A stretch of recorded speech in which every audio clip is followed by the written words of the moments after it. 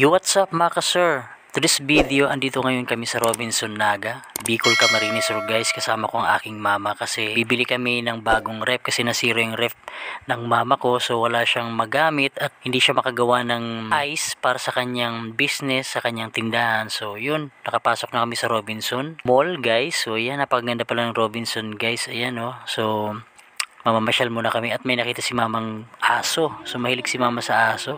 At yun na nga, umakyat na kami ng escalator guys sa second floor. Ayan si mama, ayan o, tuwang-tuwa siya. Syempre nakakatuwa dahil kasama ko si mama. At ayan, napakaganda. Andito na kami sa taas ng Robinson second floor guys. So may nakita na naman ulit si mama ng aso. So napakaganda ng aso, ang cute. Ayan o. At pagkatapos yan guys, pumunta naman kami sa Robinson Appliances guys. Ayan, titingin na kami dyan ng mga available ng mga ref. Guys, kung magkano, kung ilan. Yun nga pala yung bibili namin is dapat inverter yung ref guys. At syempre, affordable din yung price. Kasi yung dala naming pera is 17k lang guys. So yan, titingnan namin yung mga rep dyan guys, yung mga available guys, yan. At medyo wala kami nagustuhan dun sa Robinson guys. So ayan na nga, pupunta ngayon kami sa Avinson naman guys. So nasa labas na yan. Yan, sa may na yan, Pure Gold guys. So yan, yun yung Avinson. So diyan kami mamimili ng rep na bibilihin ni mama. So ayan na nga, meron nagustuhan si mama ng rep. Yan guys, medyo affordable lang siya, 15,000 plus lang. At kung ipapadeliver namin siya, meron siyang fee na 500 guys. So 15,500. So okay na guys. So nagustuhan ni mama yung rep. Inverter siya guys, medyo matipid sa kuryente guys, sabi nila. So yan, inverter yan. At 3 layers siya guys, yung gawa ng yellow. So okay daw. So thumbs up. So yun, babayaran na namin ni mama yung rep na nagustuhan ni mama. So ayan, pipilap na ng form. Yan.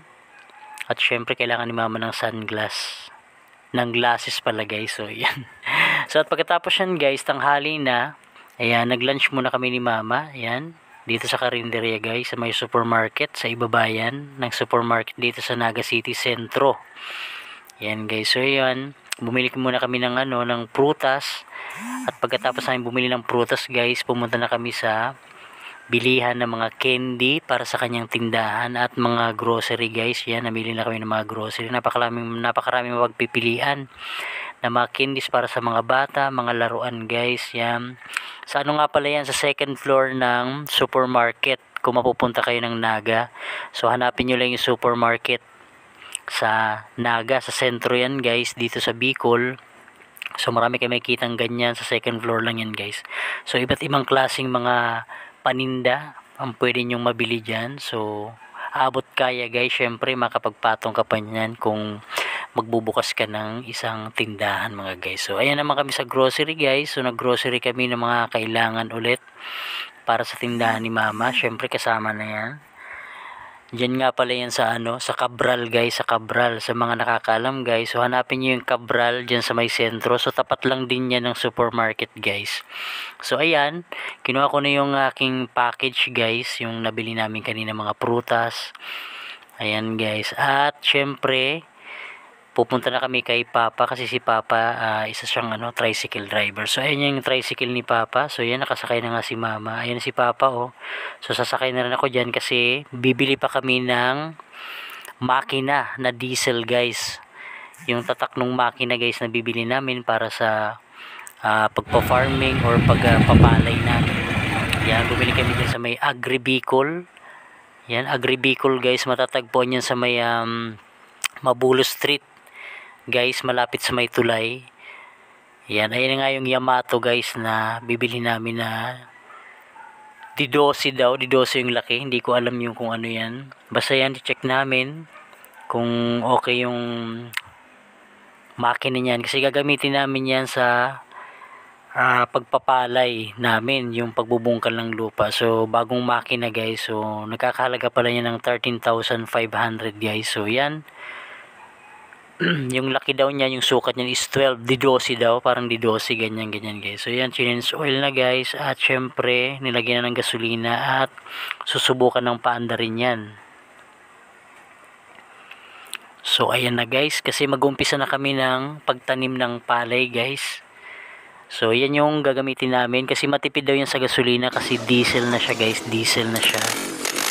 So ayan na guys, testing na namin. So okay, goods. Syempre i-warm up namin yan ng mga 12 hours guys.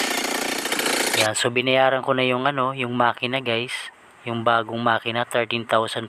So binibilang na ni Papa. At syempre pinackage na ulit.